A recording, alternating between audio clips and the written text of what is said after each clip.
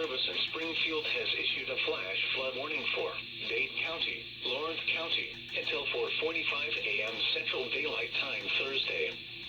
At 10:43 p.m. Central Daylight Time, Doppler radar indicated thunderstorms producing heavy rain across the warned area. Up to 2.5 inches of rain have fallen. Additional rainfall amounts up to 3 inches are possible in the warned area. Flash flooding is ongoing or expected to begin shortly. Expected hazards include flash flooding caused by thunderstorms. Source: radar.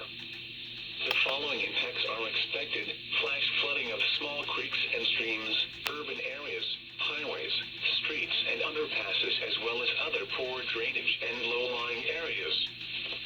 Some locations that will experience flash flooding include Mount Vernon, Greenfield, Lockwood, Miller, Everton, Danville, Stock City, and Halltown.